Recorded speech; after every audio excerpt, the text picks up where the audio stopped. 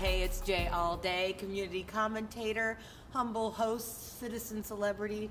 You know the drill.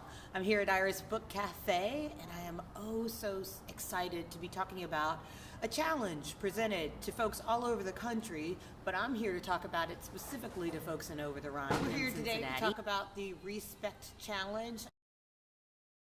I am so excited to have with me James Antover.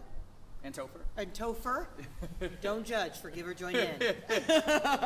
And you're one of the Respect captains? Yes. For the area? Yes, for Cincinnati. Okay, Yeah. okay. Can you tell folks a little bit about the Respect Challenge, what it is? Yeah. So the Respect Challenge is a national contest. Okay. There are 12 captains, and I'm the captain for Cincinnati specifically. So it ends up kind of being the Indiana, Ohio, Kentucky. So the tri-state area? Yes. Okay. Okay. But really focused on the Cincinnati area. Okay. Because the challenge is actually sponsored by Macy's. Okay. And okay. so a lot of the Macy's are concentrated kind of in this Yes. area Yes. as well. The Futures Without Violence. Yeah. Is a nonprofit. It's been around for about 30 years, and it started with specifically getting out the message to women in terms of we can help. Violence is not acceptable. Domestic violence is not acceptable. It's not a private issue. It's a public issue. Yeah. And that's kind of where they started.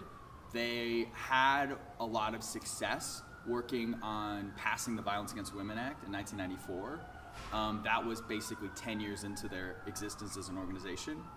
Then they kept working and have now really started to work on outreach. How do we stop violence at an earlier age? So how do we start with as young as middle schoolers or high schoolers or college students, and how do we stop the origins of domestic violence? And so my background is as a high school teacher. So that's kind of how I got involved with, I was moving to Cincinnati. I heard about Futures Without Violence. I heard about this position as a Respect captain, and I said, yeah, this sounds like a really good way to transition into life in Cincinnati, doing this community outreach, meeting all these people who are all kind of interested in this type of work, especially with high school students. Yeah. Why do you feel important for you to sort of get involved on a very personal level? I mean, there's ways to donate, there's ways to sort of get engaged in a secondary way. Yeah. Why are you committing to this and positioning yourself to be a citizen celebrity? Why do you feel passionate enough about this cause that you're in it personally? Yeah, I think for me, what I told them when I actually applied for the job was, if I had this when I was teaching as a high school teacher, and so when you just kind of have this platform to talk about it, and to have kids actually respond, and have a motivation to respond with kind of these incentives, it can help me to say, like, this is this character education that we're doing, you know, and not have it have to be this kind of, it's this thing, you're part of a national conversation. So it was something where I was like, if I had this, I would have used it. Well, it's interesting. You've danced a little bit around the challenge itself. Maybe we should explain to viewers what exactly the Respect Challenge is. Yeah. So what it is you go online, you go to this site that's the Futures Without Violence Respect Challenge 2014 site, and it's an entry page. 300 words, and then you can also attach pictures or video to your 300-word entry. Okay. And what you do is you list somebody who you're representing. Okay. So it can be a school, it can be a church, it can be a nonprofit, and you say, if I win the challenge, Macy's is going to donate $10,000 to a nonprofit of your choice. Yes. Yes. Or in each region of the 12 regions, there's a $2,500 donation. Okay. So there's the overall national prize, and then each region has their own $2,500. So could you realistically win a $2,500 regional one and also still qualify for the $10,000? Yes. Okay. But it's going to be one is going to do the national one, and that same one won't win a regional prize. Okay. That's kind of how, so there'll be 12 regional winners, Okay. and there'll be one national winner. Okay. But they're all eligible for the national one. Okay. It's just kind of number one gets the national, Right. then they go down the Right. list.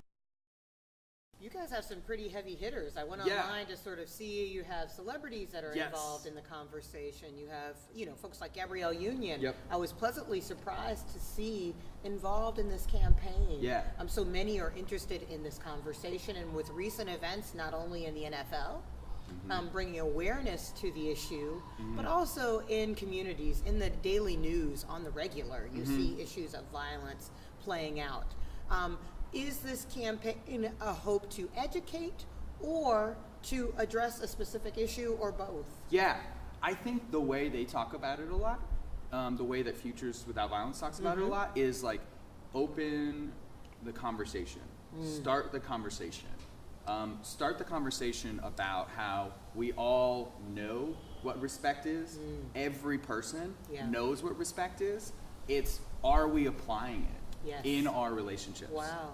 Are we doing that? Yeah. And so by thinking back to a role model who you learned respect from, Yeah. you have that model and use that in your relationship. Yeah. Don't treat them as two separate things. Right. And I think that's that disconnect that I saw a lot with my students would be they could be really loving and caring and kind and respectful to one person, Yeah. while on the other side with their partner in their relationship, Yeah.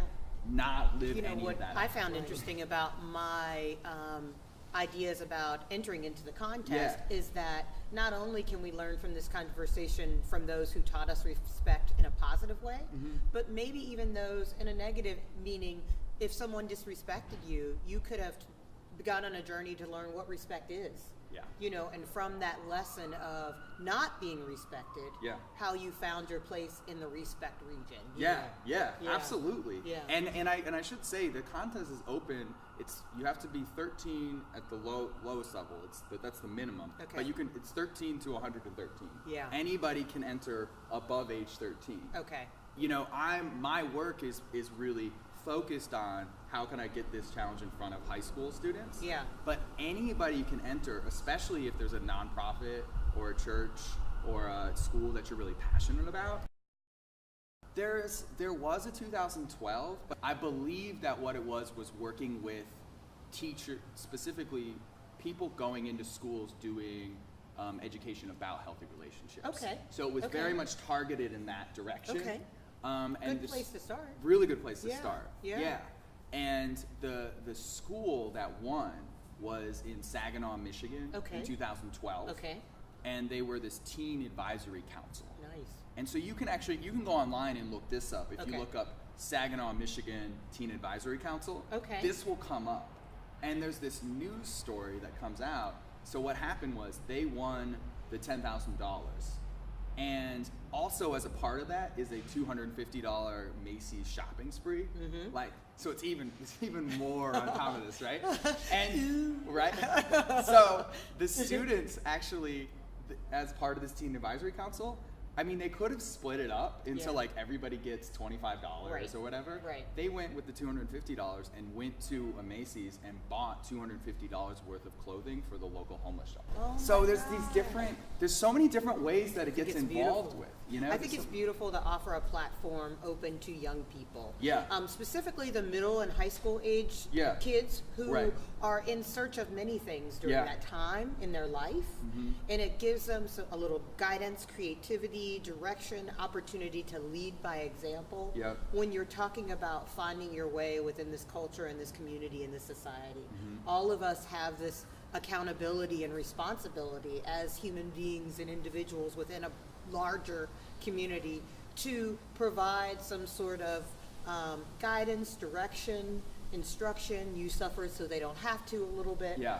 And this allows them that, not to mention a little bit of money for the holidays. Right. We're coming up on the holidays, and this Yeah. opportunity is offered. The end of the contest is November 14th? Yep. Okay. Exactly. There's a TED Talk by the creator of Futures Without Violence, the head director named Esta Soleil. And she talks about her journey with some of this stuff. And she says when they passed the Violence Against Women Act, she was in the hallways of Congress getting this act passed and having a lot of trouble getting the act passed. I mean, having guys in Congress saying, you know, that's a private issue. And it's coming to these guys and saying, this is a huge issue for women. We need money to fund domestic violence shelters. We need money for hotlines. All this stuff which didn't exist, which we kind of almost now take for granted. Like there's some of that, at least, and there was none of that. If people get a platform, they can do some like amazing things. And I think that was something that attracted me to this as well. Yeah. Is like, here's a platform. Here's a platform for all of these people to share something. And to see also, to be a part of a larger national conversation about what can happen when people have that platform. A necessary conversation. Yes, absolutely. And I know all of this stuff with the NFL happened afterwards. Yeah. They didn't, and I think this conversation, it's not only the NFL, it's also this huge conversation that's happening with sexual assault. So I think there's the momentum about these things. So she would say, you're doing the right thing, you believe that it's the right thing to happen, but then there's historical moments that happen that really push that into the conversation. There's cultural moments that happen that push that into the conversation. How proud would you be as the captain of Cincinnati and the tri-state area? Yeah. We don't want to leave out anyone.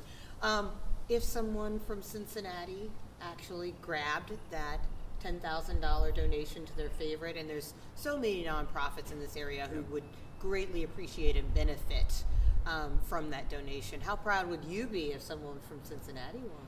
I think it would be really, Cincinnati, in terms of meeting people in the last 2 months, has, just like in certain ways St. Louis when I was there, has a little bit of there's a lot of pride. Yes. And then there's a little bit also of a, you know, we want to sort of punch above our weight a little bit. Yes. Sort How of so? a. How so? Yes. How so? You know, just kind of, there's pride, and then it's sort of saying, you know, but everybody doesn't think we can. So I think this is something where I would be so proud because of that, too. Of saying kind of like, we can do it. Yeah. And I think that when you look at you know, Saginaw, Michigan winning, you know, in that first year, it's like, that's really cool. Yeah. And it's, you know, right outside of Detroit, and Right. it's in between, and it's like this place where it's demonized, stereotyped, all of that type of stuff. So I think it would be great, and I think there are the resources here. Yeah. I think that's what I found as well. Oh, yeah. So it's just focusing those resources, Yeah. you know, on this challenge. Yeah. I think it can we happen. are not only primed for the prime time for this, you know, prime and ready for our contribution as citizens here in Cincinnati, but Cincinnati as a whole has had a long-standing tradition of a city where innovation begins. And so what better way to continue that legacy than to participate in something that brings forth dialogue, conversation, respect, when it comes to things that are important to the overall community, whether it be locally, regionally, nationally, or globally. So please, I'm very hopeful, and I have a lot of faith in the citizens in Cincinnati, that they will not only take up the challenge, but will step forward and be the true leaders, citizen celebrities, that I know you to be. Again, for more information, where can we go? We can go to our website? Yes, futureswithoutviolence.com. Okay. And then it will be the Respect Challenge. Will kind of come up. I'm going in. My city's taught me a lot, both from the non-respect and the respectful side of things. So I also challenge folks to not just look at their immediate families and friends. That's very relevant and important, and I'm not discouraging that. However, there are some intangible ways that many of us have been taught respect, whether it be through government or city involvement, entertainment, and the arts. And so for as many people as there are in the world, there are that many stories. It only takes 300 words or less with accompanying video and photos, but make sure you are tuned in and turned on to the things that are important, not only to our community, but to everyone. I'm Jay Alday. I'd like to thank James for taking some time out to come enjoy the beautiful courtyard of Iris Book Cafe, located in the heart of Over the Rhine. This is an urban oasis, and I encourage you to also stop down and check them out. I'm Jay Alday. This is All in a Day. with me. I hope you're turned on. Big hugs and natty love.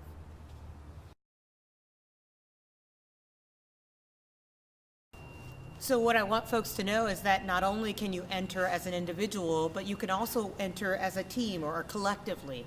Oftentimes, many young people are uncomfortable with entering solo because it shines a light solely on them.